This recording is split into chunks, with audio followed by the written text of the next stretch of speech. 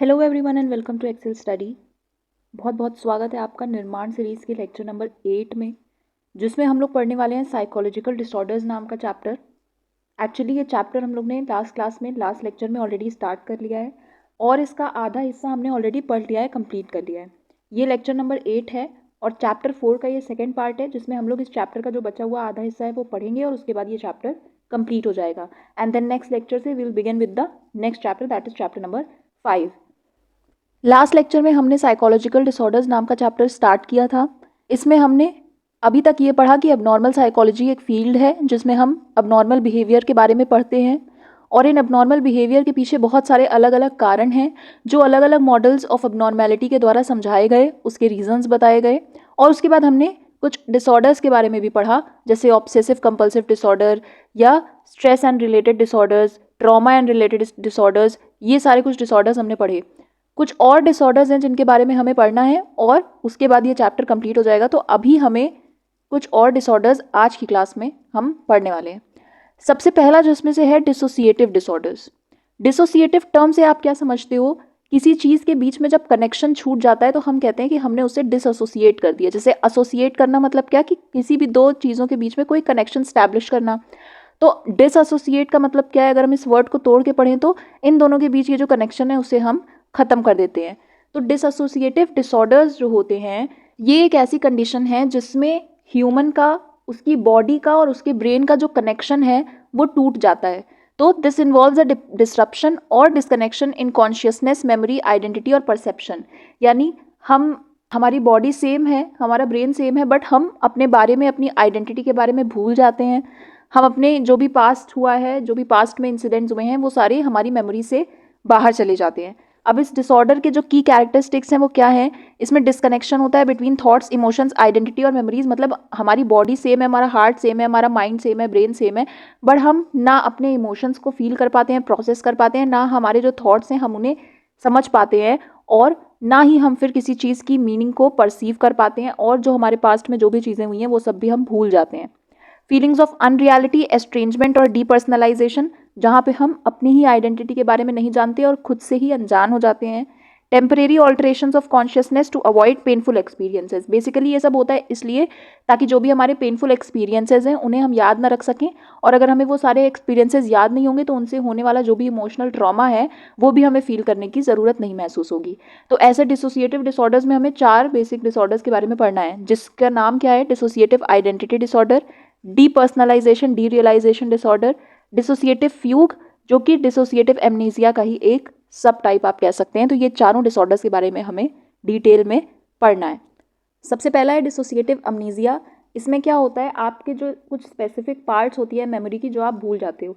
जैसे कोई पर्टिकुलर ऐसा इंसिडेंट हुआ पिछले दिनों में जो बहुत ज़्यादा ही आप कह सकते हो कैटेस्ट्रॉफिक था, या आप कह सकते हो कि जिसकी वजह से आपको बहुत ज़्यादा ट्रॉमा हो सकता था, तो वो हमारी मेमोरी से वो इंसिडेंट गायब हो जाएगा, हम उसे भूल जाएंगे। कुछ स्पेसिफिक सेलेक्टेड चीज़ें या इंसिडेंट्स ही इसमें मेमोरी लॉस होती हैं। तो ऐसा कोई फिजिकल कॉज नहीं है इसका कि कोई ऐसा आप कह सकते हो ब्रेन में इंजरी हुई या कुछ ऐसा फिजिकल बीमारी हुई, चोट लगी, जिसकी वजह से हमें ऐसा मेमोरी लॉस फील करना पड़ा।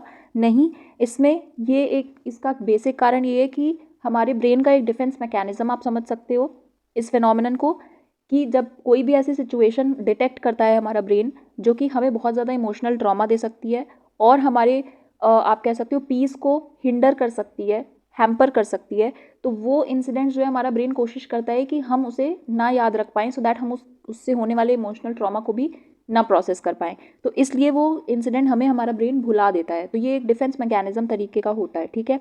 अब डिसोसिएटिव फ्यूग जो है वो इसी का एक सब टाइप है। इसमें डिफरेंस क्या है डिसोसिएटिव अमनीजिया और डिसोसिएटिव फ्यूग में? अमनीजिया में बेसिकली हम कुछ इंसिडेंट्स भूलते हैं, अपने लाइफ के कुछ पास्ट के सीन्स या आप कह सकते हो कुछ पास्ट इवेंट्स हम भूल जाते हैं। बट डिसोसिएटिव फ्यूग में हम अपनी आइडेंटिटी भी भूल जाते हैं, और उसके साथ साथ हम एक बिल्कुल नई आइडेंटिटी की तरह से नई आइडेंटिटी अडॉप्ट करके और किसी और जगह चले जाते हैं। जैसे हमें याद ही नहीं होगा, जैसे मैं मान लो मैं दिल्ली में हूँ सपोज़, और अगर ऐसी कोई सिचुएशन हुई जिसकी वजह से मुझे डिसोसिएटिव फ्यूग है, तो मैं एक ऐसी स्टेट में चली जाऊँगी जहाँ पर ना तो मुझे उस कंडीशन के बारे में, उस सिचुएशन के बारे में पता है, प्लस मुझे ये भी नहीं पता कि मैं कौन हूँ, और मैं इसी अपने नशे में किसी और सिटी में चली जाऊँगी। फॉर एग्जाम्पल मैं मुंबई चली जाऊँगी, एंड देन जब मेरा ये जो फ्यूग का कंडीशन है ये ख़त्म होगा, जब मैं उस फ्यूग से बाहर आऊँगी, तो मैं ये रियलाइज़ करूँगी या ये सोचने समझने की कोशिश करूँगी कि मैं कौन हूँ और मैं ये कहाँ पर आ गई हूँ। मुझे ये भी नहीं याद होगा कि किस दौरान मैं दिल्ली से मुंबई पहुँच गई और कब ऐसा सब हुआ। तो ये होता है डिसोसिएटिव फ्यूग। डिसोसिएटिव अमनीजिया में हम बेसिकली सिर्फ इवेंट्स को भूलते हैं, बट फ्यूग में हम अपनी आइडेंटिटी भूल भी जाते हैं और कहीं और भी चले जाते हैं। तो often ends abruptly with no memory और ऑफ द फ्यूग एपिसोड, मतलब इस एपिसोड के बारे में, ये जो भी हम चीज़ें भूल गए, क्या हुआ था पास्ट में और कब ऐसा हुआ कि हम दिल्ली से मुंबई पहुंच गए, इन सारी चीज़ों के बारे में हमें कुछ नहीं पता होगा। हम अपनी ओरिजिनल आइडेंटिटी भी नहीं पहचानते होंगे। ऐसा क्यों होता है? जब स्ट्रेस आपको बहुत ज़्यादा हावी हो जाता है आपके ऊपर, तब ऐसी कंडीशंस होती हैं। Next is dissociative identity disorder, जिसे हम पहले मल्टीपल आइडेंटिटी डिसऑर्डर या मल्टीपल पर्सनालिटी डिसऑर्डर भी कहते थे। इसमें बेसिकली एक ही ह्यूमन बॉडी के अंदर 2-3 लोग रह रहे होते हैं, यानी 2-3 पर्सनालिटीज़ एग्जिस्ट करती रहती हैं, जिनकी पसंद नापसंद, नाम, एज, जेंडर सब कुछ अलग अलग हो सकता है। मतलब कोई ज़रूरी नहीं है कि अगर एक फीमेल की बॉडी है तो उसके अंदर एग्जिस्ट करने वाली सारी पर्सनैलिटीज़ भी फीमेल ही होंगी। कोई मेल पर्सनैलिटी भी उनके अंदर एग्जिस्ट कर सकती है। और इसमें कोई फिक्स नहीं होता है कि कब कौन सी पर्सनालिटी एक्टिव रहेगी। कभी भी अचानक से, कभी भी, किसी भी सिचुएशन में ये पर्सनालिटीज़ एक दूसरे को स्विच कर सकती हैं। ऐसा मेनली क्यों होता है? ऐसा होता है बिकॉज बचपन में या चाइल्डहुड में, सेम ही बात हुई, अगर कोई ऐसा ट्रॉमेटिक सिचुएशन अगर हुआ है या कोई ऐसा ट्रॉमा इंडिविजुअल के ब्रेन को सहना पड़ा है, तब ऐसी कंडीशन मेनली डेवलप होती है। Okay, then next is depersonalisation derealisation disorder. इसमें क्या होता है? आप एक डिटैचमेंट, एक डिसकनेक्शन फील करते हो। 2 तरीके से होता है ये। पहला तो डीपर्सनलाइजेशन, मतलब आप अपने आप को, अपनी बॉडी को, अपने सेल्फ को, अपने आप की आइडेंटिटी को, आपकी चॉइसेस, पसंद नापसंद, मतलब अपने बारे में हर चीज़ से आप डिस्कनेक्टेड फील करते हो। और सेकेंड होता है डीरियलाइजेशन, जिसमें हम अपनी सराउंडिंग से डिटैच्ड या डिस्कनेक्टेड फील करते हैं। तो डीपर्सनलाइजेशन में हम अपने आप को नहीं समझ पाते, अपनी बॉडी, अपने बारे में नहीं जानते। और डीरियलाइजेशन होता है जहाँ पर हम सराउंडिंग में जो भी चीज़ें हैं उनके बारे में नहीं जानते। जैसे कि हम एक सपने में हों और हम रियलाइज़ नहीं कर पा रहे हैं कि ये एक रियल लाइफ है। एक्चुअली ये सब अकर हो रहा है, हमें लगता है कि ये कोई सपना है या कुछ ऐसा फिक्शनल है ये, बट वो रियल लाइफ होती है और आप रियलिटी को समझ नहीं पाते। बट कहीं ना कहीं इंडिविजुअल को ये रियलाइजेशन होता है कि एक्चुअली में तो ये रियल लाइफ है, बस मुझे लग रहा है ये सब कुछ ड्रीमी है, बट एक्चुअली ये रियल लाइफ है। तो उसको ये रियलाइजेशन होता है कि ये एक फीलिंग है सिर्फ और सिर्फ, मतलब एक्चुअली ये सब चीज़ें हो रही हैं। उसका मतलब ये है कि जैसे कभी कभी ऐसा लगना कि जैसे ये सब जो हो रहा है ये एक सपने में हो रहा है और अचानक से आई विल वेक अप, और ऐसा नहीं हुआ होगा कि ये पूरा दिन गुजर गया होगा, या ये मतलब मैं उसी वक्त में वापस से उठूंगा जब से मुझे ऐसा फील होना स्टार्ट हुआ है, तो मैं ये एक सपना देख रहा हूँ। जबकि ऐसा होता नहीं है। इंडिविजुअल को ये रियलाइजेशन होता है कि ये जो समय जा रहा है ये दोबारा नहीं आएगा, ये सच है और ये मेरी ज़िंदगी का सच में एक दिन ख़त्म हो रहा है, या ये जो इवेंट्स हो रहे हैं ये सचमुच में हो रहे हैं। अगर मान लो वैसे किसी फेज़ में किसी से आपकी लड़ाई हो जाती है तो ये लग सकता है कि नहीं, शायद ऐसा सपने में हुआ था, सच में तो ऐसा नहीं हुआ था, और अभी मैं सपने से जागूंगा तो मैं देखूंगा कि हमारी फ्रेंडशिप बिल्कुल वैसी ही बनी है, हमारा कोई झगड़ा नहीं हुआ। बट देन ऐसा सच में हुआ है, ऐसा रियलिटी में हुआ है कोई ऐसा झगड़ा, और ये आपको पता होगा, बट कहीं ना कहीं एक कन्फ्यूजन होगी सिर्फ और सिर्फ। ओके, तो ये हो गया सारे डिसोसिएटिव डिसऑर्डर्स के बारे में। Next will come to the depressive disorder, और ये बहुत कॉमन डिसऑर्डर है। आए दिन आप लोग डिप्रेशन का नाम सुनते रहते हैं, उसी डिप्रेशन को हम डिप्रेसिव डिसऑर्डर की कैटेगरी में जानते हैं, या आप कह सकते हो कि दोनों सेम ही बात हुई एक तरीके से। अब ये डिप्रेशन की सीवियरिटी जो है वो वैरी कर सकती है अलग अलग इंडिविजुअल्स में। कभी कभी होता है कि कोई छोटा सा फेलियर या कुछ ऐसा लॉस ऑफ अ रिलेशनशिप या कुछ भी ऐसी सिचुएशन हो सकती है जहाँ पर हम ऐसा डिप्रेस्ड फील करें, बट वो हम कुछ शॉर्ट टर्म के लिए और कुछ लेस सीवियर फॉर्म में हम एक्सपीरियंस करें। बट जब ये बहुत ज़्यादा सीवियर इंटेंस फॉर्म ले लेता है तब हमें वहाँ पर डायग्नोसिस और ट्रीटमेंट की भी ज़रूरत पड़ सकती है। तो बेसिकली जो हम इसे कहते हैं, जो इसमें डिसऑर्डर हमें पढ़ना है, that is major depressive disorder. इसमें क्या होता है, हम बहुत ज़्यादा लंबे लंबे समय तक के लिए, प्रोलॉन्ग पीरियड ऑफ टाइम के लिए डिप्रेस्ड मूड में रहते हैं। यानी कि हम बहुत लो फील करेंगे, सैड फील करेंगे, हमें किसी चीज़ में इंटरेस्ट नहीं आएगा, कोई भी चीज़ हमें एक्साइट नहीं करेगी, है ना। मतलब अगर खुश भी होना है, खुशी की बात है, तो भी हम खुश नहीं होंगे उस पर। हर बात में, हर चीज़ में, हर सिचुएशन में हम नेगेटिव पर्सपेक्टिव को ज़्यादा देखेंगे और ढूंढेंगे। हर बात में कोई ना कोई नेगेटिव एस्पेक्ट निकालने की कोशिश करेंगे। और इसके क्या क्या सिम्टम्स हो सकते हैं? पहला है परसिस्टेंट सैडनेस और लो मूड, ये मैंने बताया।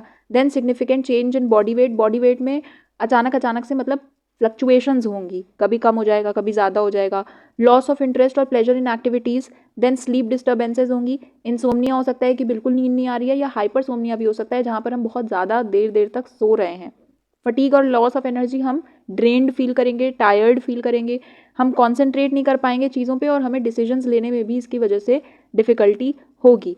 साइकोमोटर एजिटेशन और रिटार्डेशन, यानी कि या तो रेस्टलेसनेस हो सकती है कि हम ज़्यादा इधर उधर चलते रहते हैं, हमें शांति से बैठ नहीं सकते, या फिर ऐसा होगा कि हम बिल्कुल कुछ एक्टिविटी ही नहीं करना चाहते, हम बिल्कुल स्लगिश सा, लेजी सा फील करते हैं। देन फीलिंग्स ऑफ वर्थलेसनेस, हमें लगेगा कि हमारी कोई वैल्यू नहीं है। And excessive guilt, thoughts of death और सुसाइड, और जब ये बहुत ज़्यादा सीवियर हो जाता है तो डेथ और सुसाइड के भी थॉट्स इंडिविजुअल को आने लगेंगे, राइट। तो ये हो गए डिप्रेशन के ये सारे सिम्टम्स हैं। अब क्या क्या रीजंस हो सकते हैं जिसकी वजह से इस डिप्रेशन डिसऑर्डर या डिप्रेसिव डिसऑर्डर का होने का खतरा ज़्यादा बढ़ जाता है। पहला तो है जेनेटिक्स या हेरिडिटी। तो अगर आपके पेरेंट्स में, आपके पूर्वजों में किसी को ये बीमारी रही है और आपके अंदर जीन्स आ गए हैं इसके फैमिली हिस्ट्री में से, तो ये ज़्यादा रिस्क बढ़ा सकता है कि आपको ये डिसऑर्डर होने की ज़्यादा चांसेस होते हैं। देन एज भी एक फैक्टर होता है। विमेन में अगर हम देखें तो यंग अडल्टहुड में ज़्यादा रिस्क होता है डिप्रेशन के डेवलप होने का, और अगर मैन में देखें तो अर्ली मिडिल एज में ज़्यादा चांसेस होती हैं उन्हें डिप्रेशन का या डिप्रेसिव डिसऑर्डर का होने का। देन जेंडर में भी अगर हम देखें तो औरतों को ज़्यादा डिप्रेशन में देखा, मतलब डिप्रेशन ज़्यादातर औरतों में पाया जाता है in comparison to men. And psycho social factors क्या होते हैं, कुछ नेगेटिव लाइफ इवेंट्स हो सकते हैं, किसी की लाइफ में कुछ बहुत ज़्यादा ट्रॉमेटिक हो सकता है जिसकी वजह से वो डिप्रेस्ड हो गया हो, या लैक ऑफ सोशल सपोर्ट, जहाँ पर किसी को सोशल सपोर्ट नहीं है, कोई बहुत अकेला है, आइसोलेटेड फील कर रहा है, एलिएनेटेड फील कर रहा है, तो उसे भी डिप्रेशन हो सकता है। तो ये सारे कुछ फैक्टर्स हैं जो इसके रिस्क को बढ़ाते या घटाते हैं या ज़्यादा आप कह सकते हो इम्पैक्ट करते हैं। Then the next category of disorders is bipolar and related disorders. Bipolar का मतलब आप समझते हो, बाय मतलब टू, पोलर मतलब पोल्स। जैसे मैग्नेट में दो पोल्स होते हैं, एक पॉजिटिव होता है, एक नेगेटिव होता है, उसी तरीके से इस डिसऑर्डर में भी दो पोल्स होते हैं, दो साइड्स होती हैं इसकी जो कि एकदम ऑपोजिट होती हैं एक दूसरे से। वो दो पोल्स क्या होते हैं, पहला होता है डिप्रेसिव और दूसरा होता है मेनिया, जिसे आप कह सकते हो। तो ये alternating episodes of mania and depression involve होता है इस डिजीज़ में। बेसिकली हम इसमें एक्सपीरियंस करते हैं, कभी हम बहुत ज़्यादा डिप्रेस्ड होंगे और अचानक से हम बहुत ज़्यादा खुश हो जाते हैं, जब हम बहुत ज़्यादा एक्साइटेड हो जाएंगे, बहुत ज़्यादा खुश होंगे, that is known as mania. तो ऐसे ऑल्टरनेटिवली हम कभी डिप्रेशन कभी मेनिया, कभी डिप्रेशन कभी मेनिया, ऐसे हम एक्सपीरियंसेस करते रहते हैं और इसका भी कोई फिक्स नहीं होता है कि कब ये स्विच हो जाएगा, कभी भी ये स्विच हो सकता है। क्या कैरेक्टरिस्टिक्स होती हैं जब मैनिक एपिसोड्स होते हैं, तो एलिवेटेड और इरिटेबल मूड होता है, बहुत ज़्यादा एक्टिविटी करने का बॉडी का मन होता है और हमारे अंदर बहुत ज़्यादा एनर्जी आ जाती है और हम कुछ इम्पल्सिव बिहेवियर भी शो कर सकते हैं, बिना सोचे समझे हम कुछ भी काम कर देते हैं, उसे इम्पल्सिव बिहेवियर कहते हैं। एंड सोना हम नहीं चाहेंगे, हम ज़्यादा एक्टिव रहेंगे तो हमें नींद भी नहीं आएगी। और ग्रैंडियोसिटी मतलब बहुत ज़्यादा हमें सब कुछ बहुत ही ज़्यादा बढ़ा चढ़ा के फील होगा, जैसे हम बहुत ज़्यादा एक्साइटमेंट होगी, बहुत ज़्यादा हम खुश हो जाएंगे, दैट इज़ ग्रैंडियोसिटी। देन अगर हम डिप्रेसिव एपिसोड्स की बात करें तो उसमें जैसा डिप्रेशन में जो भी सिम्टम्स होते हैं वही होंगे, low mood, lack of interest, fatigue, suicidal thoughts, ये सारे।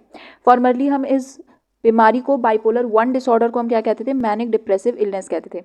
अभी बाइपोलर डिसऑर्डर्स में 3 तरीके के होते हैं। बाइपोलर 1 डिसऑर्डर जिसमें इस तरीके से ऑल्टरनेटिवली हम मेनिया और डिप्रेशन के एपिसोड्स एक्सपीरियंस करते हैं। Then second is bipolar 2 disorder, इसमें क्या होता है, हाइपोमेनिया और मेजर डिप्रेशन के ऐसे ऑल्टरनेट एपिसोड्स होते हैं। हाइपोमेनिया का मतलब मेनिया जो है वो बहुत ज़्यादा एक्सट्रीम लेवल पर होता है, बट हाइपोमेनिया जो है वो मेनिया का एक सब टाइप आप कह सकते हो या लेस इंटेंस फॉर्म आप कह सकते हो, वो हमें फील होगा। और डिप्रेशन जो है वो मेजर डिप्रेशन फील होगा, जैसे मेजर डिप्रेसिव डिसऑर्डर में होता है। तो ज़्यादातर टाइम पे तो आप डिप्रेस्ड ही रहोगे, बस कभी कभी अचानक से थोड़ा सा हम मेनिया फील कर सकते हैं, हाइपोमेनिया जिसे हम कहते हैं। Then next is cyclothymic disorder. ये क्रॉनिक डिसऑर्डर है जिसमें एटलीस्ट 2 सालों तक के लिए आपको ऐसे alternative episodes of mild depression and hypomania experience होंगे। डिप्रेशन बहुत ज़्यादा लेवल पर नहीं होगा, माइल्ड होगा, मॉडरेट लेवल पर होगा, और मेनिया भी मॉडरेट लेवल पर होगा, यानी बहुत ज़्यादा ना तो हम डिप्रेस्ड रहेंगे ना हम बहुत ज़्यादा ओवर एक्साइटेड हो जाएंगे। एक मॉडरेट लेवल पर ये दोनों तरीके के एपिसोड्स एक दूसरे से बार बार ऑल्टरनेटिवली स्विच होते रहेंगे और हम ऐसा फील करते रहेंगे। सुसाइड आप सबको पता ही होगा, सुसाइड करना मतलब आत्महत्या करना, मतलब खुद की जान लेने की कोशिश करना। तो ये एक आप कह सकते हो डिप्रेशन या बाइपोलर डिसऑर्डर जिन्हें होता है उनके भी जब डिप्रेसिव एपिसोड्स आते हैं उसमें एक बहुत ज़्यादा कॉमन फिनोमिनन हमें सुनने को मिलता है। अब लोगों के सुसाइड कमिट करने के पीछे बहुत सारे रीजंस हो सकते हैं। जिसमें से कुछ तो बेसिक हैं, जो जैसे अगर आप बहुत ज़्यादा डिप्रेस्ड हो, अगर आपको डिप्रेसिव डिसऑर्डर है तो ऐसा पॉसिबल है। ऑल्सो अगर आप कुछ सब्सटेंस यूज डिसऑर्डर्स हैं जिसमें हम कुछ सब्सटेंसेस का नशा करते हैं, उसमें भी हो सकता है कि नशे नशे में आप सुसाइड अटेम्प्ट कर सकते हैं। प्लस ऑल्सो बहुत सारी लाइफ में ऐसी सिचुएशंस होती हैं जो हमें बहुत ज़्यादा स्ट्रेस देती हैं। ऐसी सिचुएशन से अगर हम डील नहीं कर पा रहे हैं, जहाँ पर हमारी बॉडी की जो ताकत है, जो एनर्जी है ऐसे सिचुएशन से डील कर सकने की, या उस ट्रॉमा को या उस स्ट्रेस को झेल सकने की, वो ख़त्म हो जाती है, हम एग्जॉस्टेड फील करते हैं, तो हम अपनी लाइफ को ख़त्म कर देना ज़्यादा सही समझते हैं, जो कि बिल्कुल गलत होता है। अगर आप कोई violence, abuse, loss, natural disaster से गुजरे हैं तो भी ऐसा हो सकता है। और जो सबसे एक बहुत ज़्यादा इंपॉर्टेंट फैक्टर है, दैट इज़ सोशल आइसोलेशन। अगर आपको ऐसा फील होता है कि आप बिल्कुल अकेले पड़ गए हैं, आपके पास कोई सोशल सपोर्ट नहीं है और आपको अकेले ही अपने लाइफ की सारी प्रॉब्लम्स झेलनी पड़ रही हैं, उसके अलावा जितनी भी जो भी सिचुएशंस हैं वो आप डील कर रहे हैं अकेले सब कुछ, तो एक वक्त के बाद आप बहुत ज़्यादा एग्जॉस्टेड हो जाएंगे, क्योंकि हर इंसान को एक सोशल सपोर्ट या कोई तो एक ऐसा सपोर्ट सिस्टम चाहिए होता है जिससे आप एटलीस्ट अपनी फीलिंग्स शेयर कर सकें। अगर आपके मन के अंदर ही आप सब कुछ भरते चले जाएंगे और कुढ़ेंगे, तो एक दिन ऐसा सुसाइड के फॉर्म में वो मैनिफेस्ट हो जाता है। वार्निंग साइंस क्या होते हैं? अगर बच्चों में हम देखें तो अगर एकेडमिक परफॉर्मेंस बहुत ज़्यादा वीक हो रही हो, एफर्ट और इंटरेस्ट इन एक्टिविटीज़ में बहुत ज़्यादा कम हो रहा हो, अटेंडेंस कम हो रही है, कोई मिसबिहेवियर शो कर रहे हैं वो, या सब्सटेंस अब्यूज़ कर रहे हैं, तो इसके रिस्क आप समझ सकते हो कि ये एक साइन है कि कहीं ना कहीं बच्चा सुसाइड अटेम्प्ट करने की तरफ बढ़ सकता है। जैसे एकेडमिक परफॉर्मेंस का एग्जाम्पल आप हर साल देखते हैं, कोटा में कितने बच्चे सुसाइड करते हैं, तो वहाँ पर बिकॉज वो डील नहीं कर पा रहे हैं अपने इस प्रॉब्लम से, और उनको कोई सपोर्ट सिस्टम भी नहीं है, मतलब उनको लगता है कि मैं बिल्कुल अकेले हूँ और मैं ये अपनी फीलिंग किसी से शेयर नहीं कर सकता, ठीक है। या अगर मैं इस एग्ज़ाम को पास नहीं कर पा रहा हूँ तो मैं अपने पेरेंट्स को मुंह नहीं दिखा सकता, या मैं गिल्टी फील करते हैं जब वो बहुत ज़्यादा, तो ये सारे रिस्क्स हो सकते हैं। अब इसकी प्रिवेंशन स्ट्रैटेजीज़ कुछ WHO ने बताई हैं। इसमें होता है कि हम एक्सेस ख़त्म कर देंगे जहाँ से ऐसा सुसाइड किया जा सकता है, जैसे जो भी जहरीली मेडिकेशंस या ड्रग्स हैं, जैसे पेस्टिसाइड्स, फायर आर्म्स मेडिकेशंस, या कोटा में जैसे रूम्स में से पंखे हटा दिए जाएँ। तो ये सारे जो है ये एग्जाम्पल हो गया आपका कि हम एक्सेस ही ख़त्म कर देंगे जिन चीज़ों का इस्तेमाल करके लोग सुसाइड कर सकते हैं। Second is responsible media reporting to avoid sensationalism.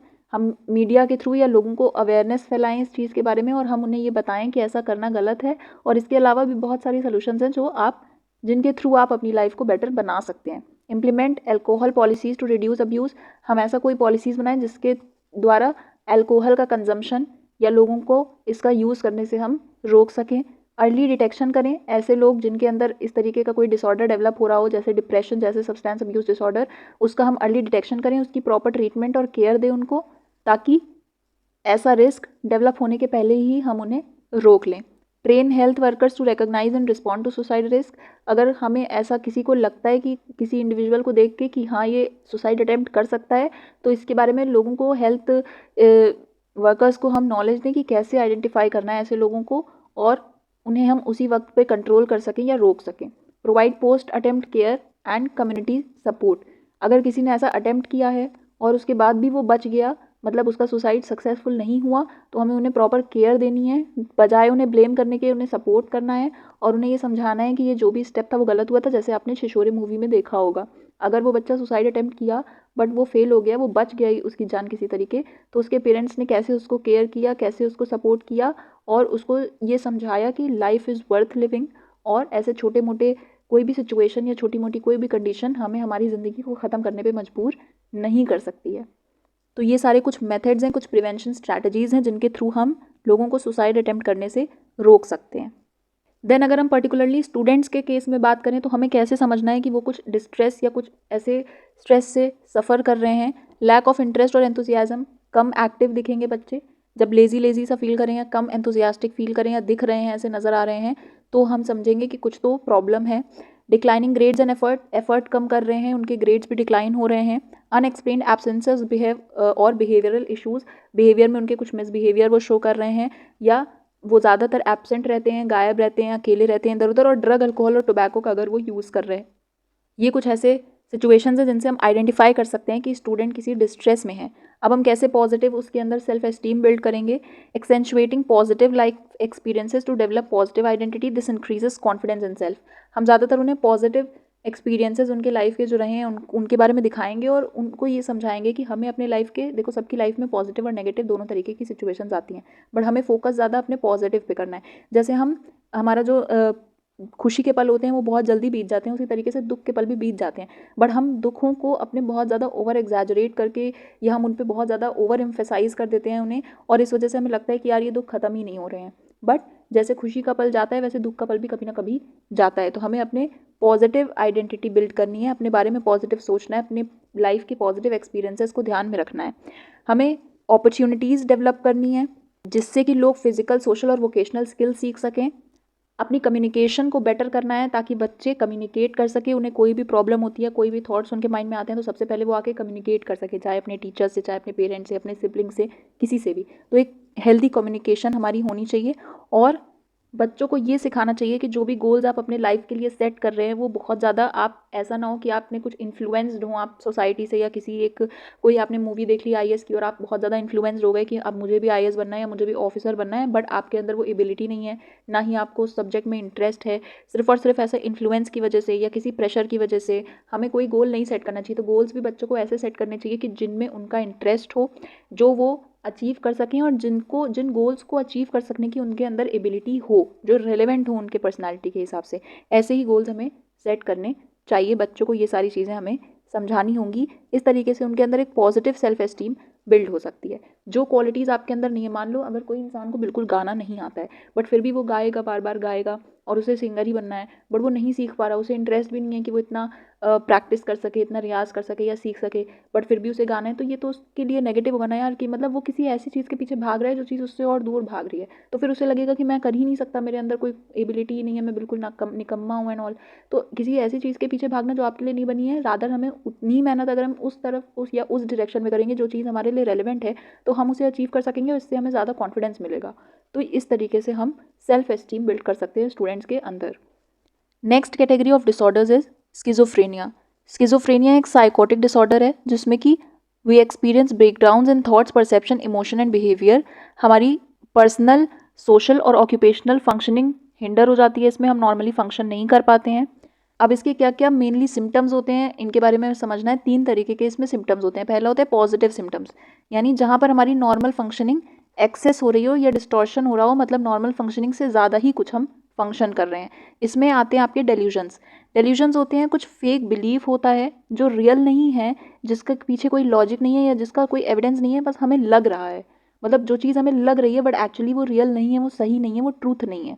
जैसे हमें लग रहा है कि कोई हमारा पीछा कर रहा है या कोई हम पे नज़र रख रहा है, बट एक्चुअली ऐसा हुआ नहीं है, और ना ही हमने कभी ऐसा एक्सपीरियंस किया है, ना ही हमने कभी किसी को देखा है हमारा पीछा करते हुए, बट बस हमें लग रहा है, ये हमारा एक फेक बिलीफ है। इस तरीके से आपको 4 तरीके के डेल्यूजन्स एक्सपीरियंस हो सकते हैं ऐसे इंडिविजुअल्स को जिन्हें स्किज़ोफ्रेनिया है। पहला है डेल्यूजन्स ऑफ परसिक्यूशन, जिसमें उन्हें लगता है कि उनको कोई टारगेट कर रहा है या कोई उन्हें हैरेस करना चाहता है, जैसे जिसमें ये एग्जाम्पल आ गए जो मैंने बताया। Then second is delusions of reference, उन्हें लगता है कि हर चीज़ कहीं ना कहीं उन्हीं पे ज़्यादा फोकस्ड है, उन्हीं पे कॉन्सेंट्रेटेड है।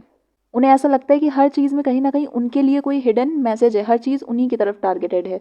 देन डेल्यूजन्स ऑफ ग्रैंडियर, उन्हें लगता है कि वो उनके अंदर कुछ बहुत ज़्यादा एक्सेप्शनल एबिलिटीज़ या फेम है, उन्हें लगता है वो बहुत ज़्यादा ही फेमस हैं, जिसे हम कह सकते हैं अपुनिश भगवान है वाली जो फीलिंग होती है कि मैं ही भगवान हूँ भाई, मेरे से ऊपर कोई है ही नहीं, I am the best, that feeling, that is known as delusions of grandeur. And delusions of control, जहाँ पर उन्हें लगता है कि उनके थॉट्स और उनके एक्शंस के ऊपर कोई कंट्रोल करने की कोशिश कर रहा है, कोई ऐसा एक्सटर्नल फोर्स है जो कि उन्हें ऐसा सोचने पे या ऐसा एक्शन करने पे मजबूर कर रहा है या उनके एक्शंस को कंट्रोल कर रहा है, then that is known as delusions of control. अब ऐसा उन्होंने कुछ एक्सपीरियंस नहीं किया है, सिर्फ उन्हें लग रहा है, उसे हम डेल्यूजन कहते हैं। बट एक अगली और कैटेगरी होती है जिसे हम हेलुसिनेशन कहते हैं।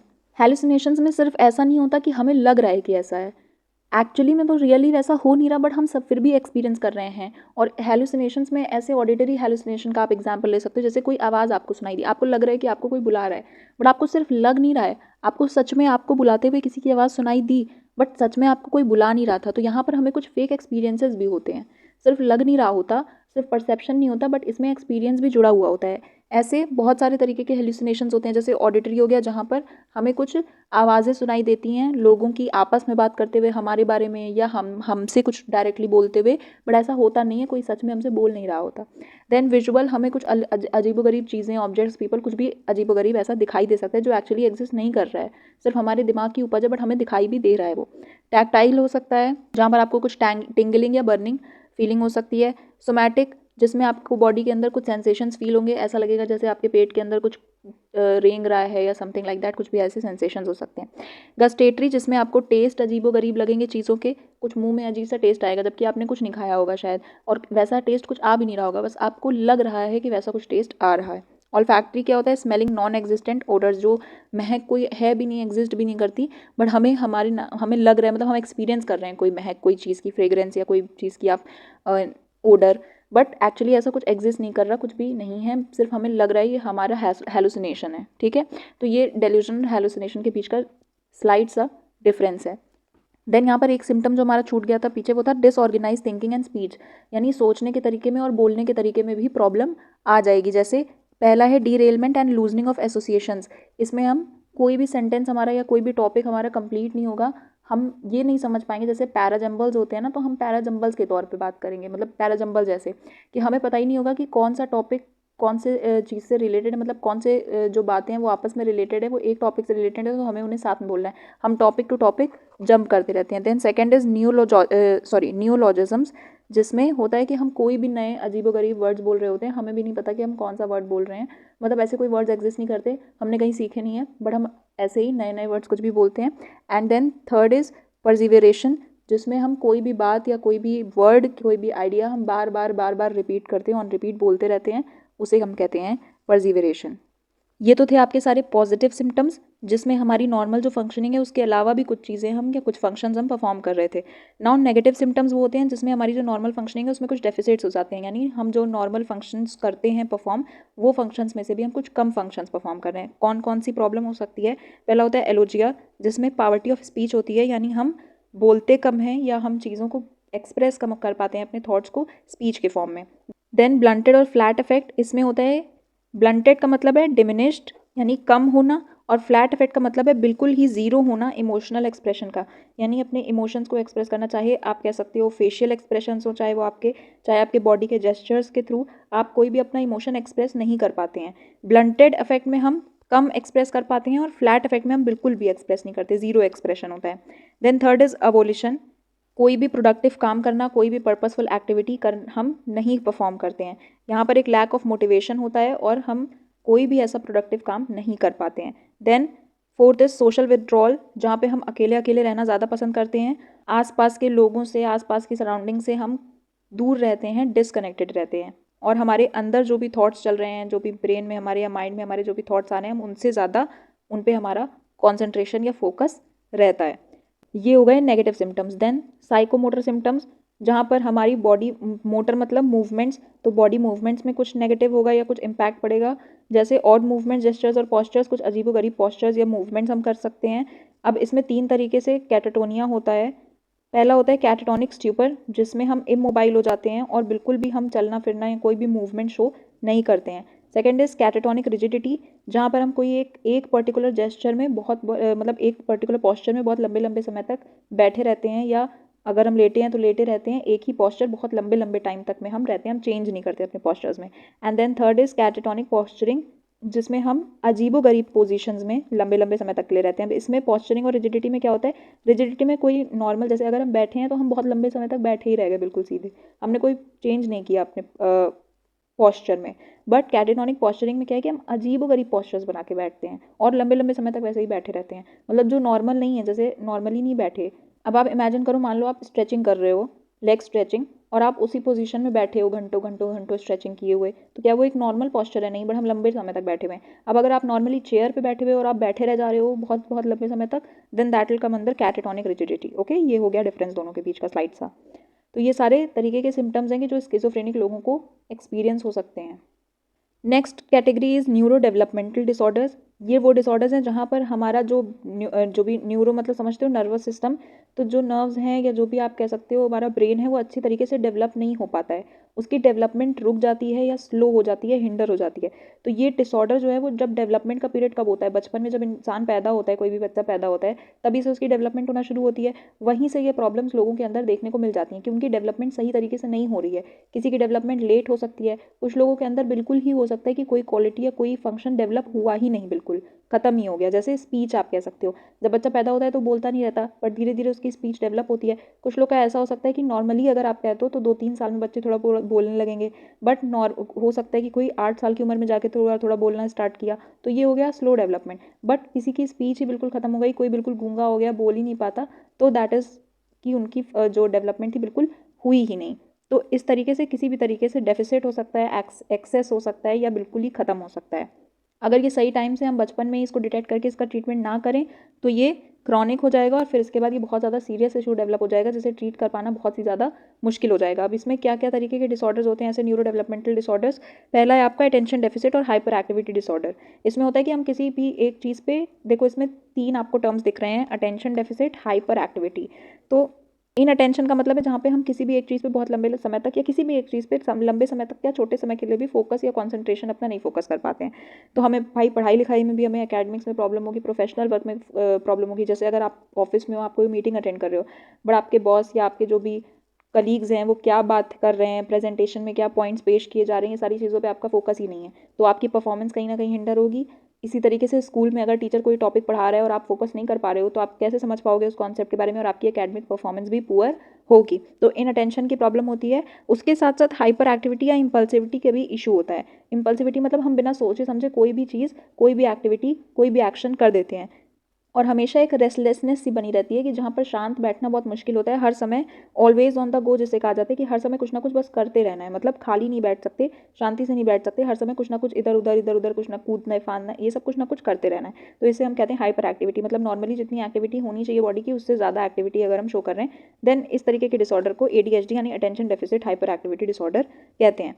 इसका इम्पैक्ट क्या होगा? Makes it hard for the child to stay still, मतलब शांति से क्लास में अगर बैठना है, कोई भी ऐसी जगह है जहाँ पे शांति से बैठना है, तो वो शांति से नहीं बैठ पाएगा, उसको कुछ ना कुछ करते रहना है। कंप्लीट टास्क, कोई भी टास्क कंप्लीट करने में प्रॉब्लम होगी। इंस्ट्रक्शंस को फॉलो नहीं कर पाएगा वो, जिसकी वजह से उसके एकेडमिक और बिहेवियरल चैलेंजेस उसको फेस करने पड़ेंगे। Then next type of disorder is autism spectrum disorder. इसमें क्या होता है? सोशल इंटरेक्शंस या कम्युनिकेशंस में प्रॉब्लम आ जाती है। यानी कोई बच्चा के जो स्पीच प्रॉब्लम्स हैं, या लोगों से इंटरेक्ट कर सकना, लोगों से बातें कर सकना, अपनी फीलिंग्स को कम्युनिकेट कर सकना, ये सारी चीज़ें, ये सारे बिहेवियर्स हिंडर हो जाते हैं। अब इसमें क्या क्या कॉमन ट्रेड्स हैं? Lack of responsiveness to others emotions, दूसरों के इमोशंस पे हम रिस्पॉन्स नहीं दे पाते हैं सही तरीके से, क्योंकि हम उन्हें परसीव ही नहीं कर पाते। Poor development of speech and abnormal language use, अब अजीबोगरीब तरीके की लैंग्वेज यूज़ करना, सही से हमारी लैंग्वेज एबिलिटीज़ नहीं डेवलप होती हैं, लिंग्विस्टिक एबिलिटीज़, या स्पीच में भी प्रॉब्लम होती है। कभी ऐसा होता है कि 7-8 साल तक की उम्र तक बच्चा बोल ही नहीं रहा है, और कभी कभी ऐसा हो रहा है कि ज़िंदगी भर के लिए उसकी स्पीच खत्म हो गई है, ख़राब हो गई है, वो बिल्कुल कभी बोल ही नहीं सकता। Then rigid routine, self stimulatory और सेल्फ इंजूरियस बिहेवियर्स, ऐसे बिहेवियर जो हमें इंजरी खुद को पहुंचा सकें, ऐसे भी बिहेवियर्स हम शो करते हैं। एडिशनल कंसर्न इसमें यह है कि 70% ऑफ इंडिविजुअल्स ऐसे जिनको ASD पाया गया है, जिनके अंदर ऑटिज्म स्पेक्ट्रम डिसऑर्डर पाया गया है, उनके अंदर इंटेलेक्चुअल डिसेबिलिटीज़ भी पाई जाती हैं। यानी उनका जो ब्रेन होता है या उनकी जो इंटेलिजेंस होती है वो भी सही तरीके से डेवलप नहीं होती है। इंटेलेक्चुअल डिसेबिलिटी क्या होता है? जिसमें हमारी इंटेलिजेंस लेवल जो होता है वो 70 से कम होता है, यानी हमारी IQ जो होती है वो 70 से कम या 70 के बराबर होती है। इसमें हमारी इंटेलिजेंस के द्वारा परफॉर्म करने वाले जो भी एक्शंस है वो हम सही तरीके से नहीं कर पाएंगे। इम्पेयर्ड अडेप्टिव बिहेवियर, ऐसे जो normal daily day to day life के फंक्शंस हैं, जो बिहेवियर हमें शो करने हैं, वो भी हम उसमें भी हमें प्रॉब्लम होगी। कम्युनिकेशन इससे हमारी इफेक्ट होगी, हम सही तरीके से कम्युनिकेट नहीं कर पाएंगे, सेल्फ केयर नहीं कर पाएंगे, पढ़ाई लिखाई नहीं कर पाएंगे, और काम भी करने में प्रॉब्लम होगी। एज ऑफ 18 ईयर्स के पहले ही ये चीज़ इंटेलेक्चुअल डिसेबिलिटी जो डिसऑर्डर है, ये पता लगने लगता है कि लोगों के अंदर ऐसा है। अब इसमें आप एवरीडे फंक्शनिंग भी नहीं कर पाओगे, और इसके अलावा जो भी लाइफ लॉन्ग जो भी बहुत सारी चीज़ें हैं, एक्टिविटीज़ हैं जो हमें परफॉर्म करनी है, वो भी हम नहीं कर पाएंगे, और हर एक काम के लिए हमें किसी की मदद की ज़रूरत पड़ेगी, किसी के सपोर्ट की ज़रूरत पड़ेगी। Then next disorder is specific learning disorder. इसका कोर इशू होता है कि हम इन्फॉर्मेशन को प्रोसेस या परसीव नहीं कर पाते हैं। यानी बेसिकली आप कह सकते हो कि कोई भी बात, कोई भी इन्फॉर्मेशन है वो हमें समझ नहीं आती है, और हम उसे याद भी नहीं रख पाते हैं। इससे क्या होगा? आप रीडिंग करने में आपको प्रॉब्लम होगी, कोई चीज़ लिखने में, मैथमेटिक्स करने में, कैलकुलेशंस करने में, इन सारी चीज़ों में आपको इसकी वजह से प्रॉब्लम हो सकती है। और जितना इसकी वजह से, ये आपको कैसे पता चलेगा कि जो इंडिविजुअल नॉर्मली एक एज में जितनी उसकी इंटेलिजेंस या जितनी उसकी एक्टिविटी या जितना उसका नॉर्मल इंटेलिजेंस लेवल होना चाहिए उससे कम उसका रहता है, और उसी तरीके की लो लेवल एक्टिविटी मतलब एक्टिविटीज़ या आप कह सकते हो बिहेवियर भी वो शो करता है।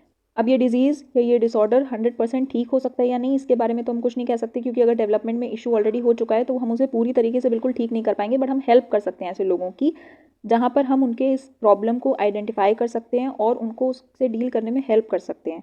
उनको और ज़्यादा एफर्ट्स लगाएंगे वो, या अगर स्पीच प्रॉब्लम जैसे अगर हो रही है तो हम उनको ज़्यादा उनको बुलवाने की कोशिश करेंगे, ज़्यादा एफर्ट्स लगवाएंगे। इंटेलेक्चुअल डिसेबिलिटी है तो हम उन्हें कैसे चीज़ों को समझना है उनको एक एक्स्ट्रा सपोर्ट देंगे, तो इस तरीके से हम उन्हें हेल्प कर सकते हैं। 100% ट्रीट तो शायद इस डिजीज़ को नहीं कर सकते हैं। चैप्टर 1 जो था वेरिएशंस इन साइकोलॉजिकल एट्रीब्यूट्स, उसमें हमने इंटेलिजेंस के अलग अलग लेवल के बारे में पढ़ा था, जहाँ पर हमने इंटेलेक्चुअल डिसेबिलिटी के बारे में भी पढ़ा था। तो ये टेबल उसी का एक रिवीजन है कि कितना आईक्यू होना चाहिए, तो हम किस रेंज में होना चाहिए, तो हम किस कैटेगरी में आएंगे और उस कैटेगरी के अकॉर्डिंग किस तरीके का बिहेवियर इंडिविजुअल को शो करना चाहिए। तो ये टेबल एक रिवीजन टेबल है, आप इसको रीड कर लीजिएगा, आपको सब कुछ याद आ जाएगा जो भी फर्स्ट चैप्टर में हमने इससे रिलेटेड पढ़ा था। ये एनसीईआरटी की टेबल है, अच्छे से इसको एक बार रीड कर लेना।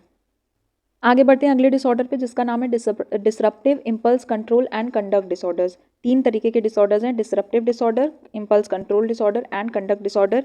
इसमें प्रॉब्लम्स होती हैं कि हम अपने इमोशंस को और अपने बिहेवियर्स को कंट्रोल नहीं कर पाते। अपने बिहेवियर, अपने इमोशंस के ऊपर से कंट्रोल खो देना, those come under the category of this disorder, ठीक है, जिसकी वजह से बहुत सारे कॉन्फ्लिक्ट्स हमें लाइफ में फेस करने पड़ सकते हैं।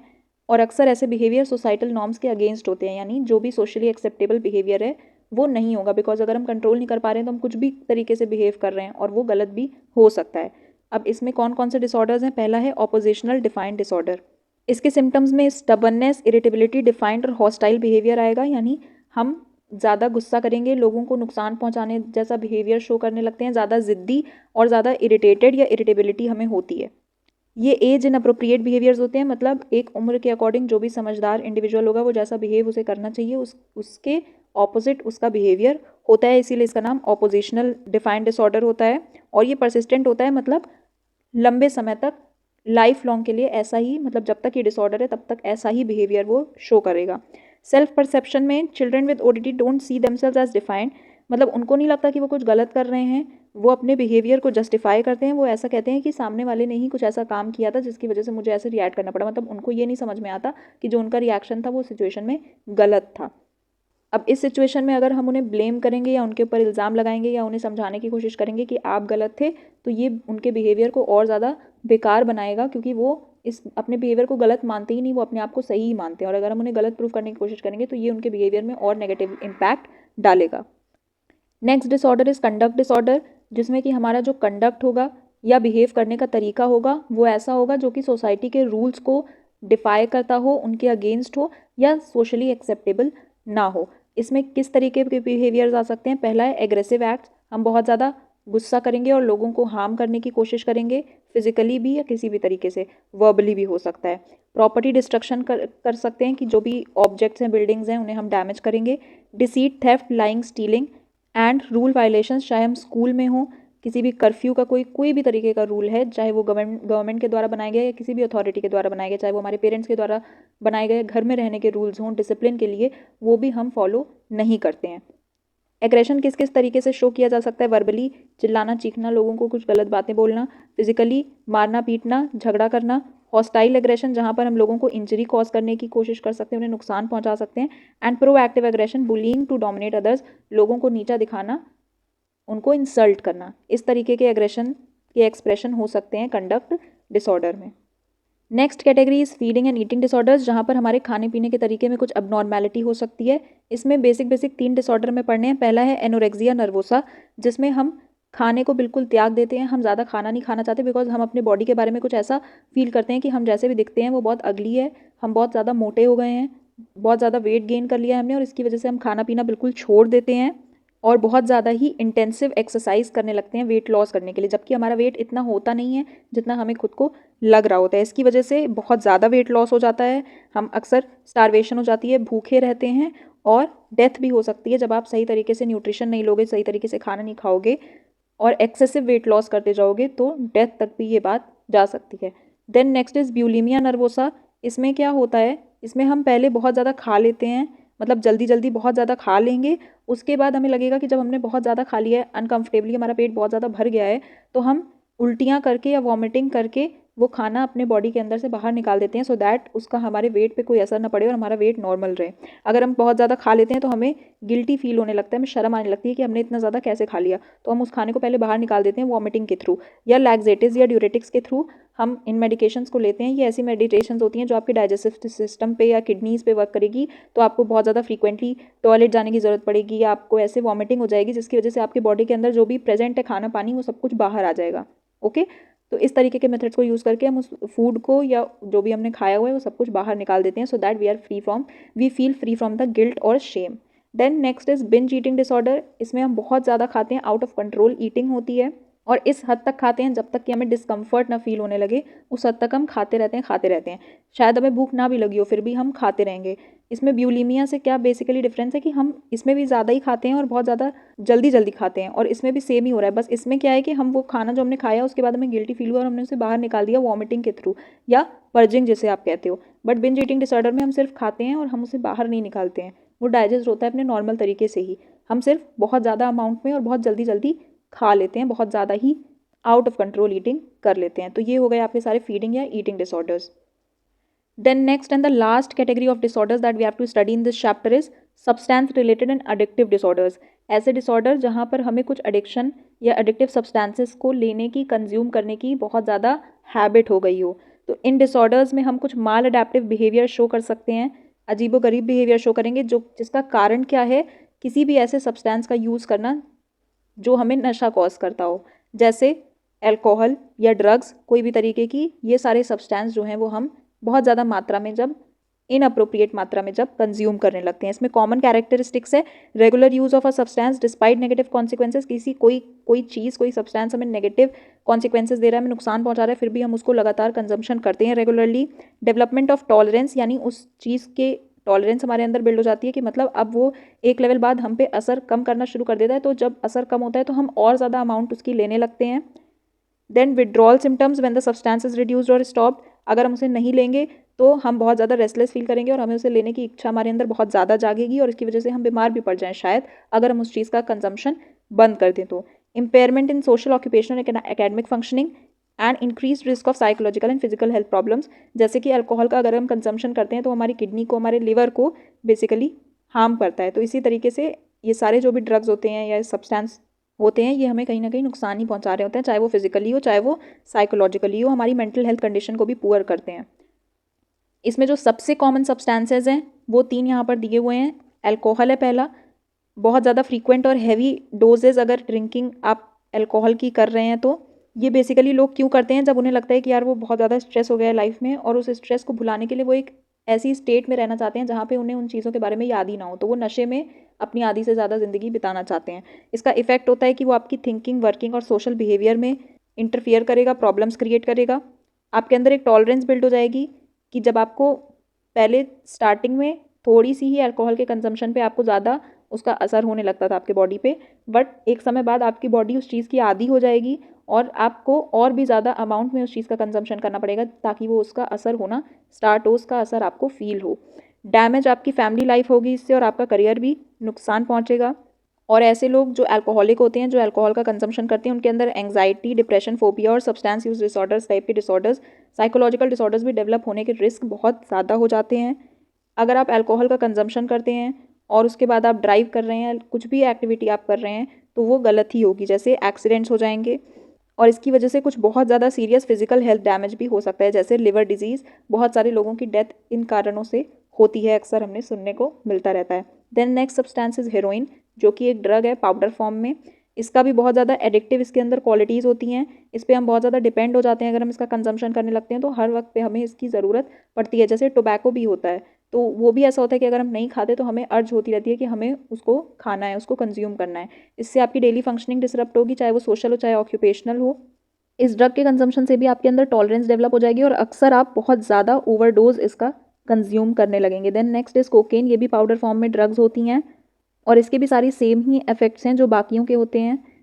इसका बस एक और ये है कि इससे आपकी मेमोरी और अटेंशन भी बहुत ज़्यादा डिसरप्ट होती है, मतलब पूरे पूरे दिन तक इसका नशा बना रहेगा और इसकी वजह से आपकी मेमोरी डिसरप्ट हो जाएगी। आपको चीज़ें याद ही नहीं रहेंगी, क्या आपके साथ हुआ है, पास्ट में क्या हो रहा है, ये सब चीज़ें आपको कुछ याद नहीं रहेगा। ये अक्सर अल्कोहल वगैरह में भी होता है, जब अल्कोहल आप कंज्यूम करते हो तो जब आपका नशा उतरता है या नॉर्मल आप आते हो स्टेट में तो आपको याद नहीं होता कि उस नशे में क्या क्या एक्टिविटीज़ या क्या क्या जो भी इंसिडेंट्स हुए हैं। विड्रॉल सिम्टम्स में आपको depression, fatigue, sleep disturbances, irritability and anxiety, ये सारे भी इसके साइड इफ़ेक्ट्स हो सकते हैं और इसका आपके मेंटल हेल्थ और फिजिकल वेलबींग पे भी बहुत ज़्यादा डेंजरस इफेक्ट होता है, जैसे कि सारे ही सब्सटेंस अब्यूज़ का होता है। इसके अलावा कौन कौन से ऐसे सब्सटेंसेस हैं जिनका यूज़ करने से आपके अंदर सब्सटेंस अब्यूज़ डिसऑर्डर डेवलप हो सकता है, वो इसमें दिए हुए हैं, जैसे stimulants, caffeine, cannabis, hallucinogens, inhalants, tobacco, opioid, sedatives, hypnotics and anxiolytics. तो ये एक लिस्ट है, इसको आप एक बार रीड कर लेंगे, इसमें कुछ ऐसा रटने वाला या समझने वाला है नहीं। इसके साथ हमारा ये चैप्टर यहीं पर ख़त्म हो रहा है। लास्ट क्लास में मैंने आपको 2 क्वेश्चंस दिए थे, उसका आंसर मैंने आपको बोला था कि आपको लिख के प्रैक्टिस करना है। अगर आप ऐसे रोज़ रोज़ एक एक आंसर लिख के प्रैक्टिस करोगे तो आपकी प्रैक्टिस अच्छी बन जाएगी। उसके आंसर्स आपको टेलीग्राम ग्रुप में मिल जाएंगे, वहाँ पर मैं उसके आंसर्स डालूंगी। आप मैच करके कोशिश करिएगा अपने आंसर्स को चेक करने की कि क्या पॉइंट्स आपने छोड़े हैं और कैसे वो और सही हो सकता है। आज की क्लास का जो होमवर्क क्वेश्चंस हैं वो ये दोनों क्वेश्चंस हैं, इन दोनों क्वेश्चंस का आंसर आपको लिखना है एंड देन इसके आंसर्स मैं 2-3 दिनों में टेलीग्राम ग्रुप में पोस्ट कर दूंगी। टेलीग्राम ग्रुप को ज्वाइन करने के लिए टेलीग्राम में जाके चाहे आप ये यूज़र नेम लिख करके सर्च कर सकते हैं, चाहे उसकी लिंक डिस्क्रिप्शन बॉक्स में दी हुई है, आप वहाँ से जाकर के इस ग्रुप को ज्वाइन कर सकते हैं। इस ग्रुप में आपको सारे स्टडी मटेरियल्स मिलेंगे, प्लस ये जो क्लासेस हो रही हैं इन सारे के PDF नोट्स भी आपको उसमें मिलेंगे, वो आप प्रिंट भी करा सकते हैं बिकॉज वाइट बैकग्राउंड पे होते हैं एंड आप चाहे तो PDF से भी रीड कर सकते हैं, रिविजन कर सकते हैं। तो ये सारे नोट्स हो गए, जो भी स्टडी मटेरियल्स इंपॉर्टेंट हैं, ये सारी चीज़ें आपको इसी ग्रुप में मिलेंगी। ये ग्रुप जरूर ज्वाइन कर लीजिएगा। क्लासेस अच्छी लग रही हैं, अगर सब कुछ अच्छे से समझ में आ रहा है तो please like subscribe to my channel और कमेंट में अपना फीडबैक ज़रूर दीजिएगा कि कैसी लग रही हैं आपको सारी क्लासेस। अगर कोई भी डाउट है तो वो भी आप कमेंट बॉक्स में कमेंट कर सकते हो। नेक्स्ट लेक्चर में हम लोग 5th चैप्टर स्टार्ट करेंगे, तो मिलते हैं नेक्स्ट क्लास में। तब तक के लिए keep studying, take care, bye bye.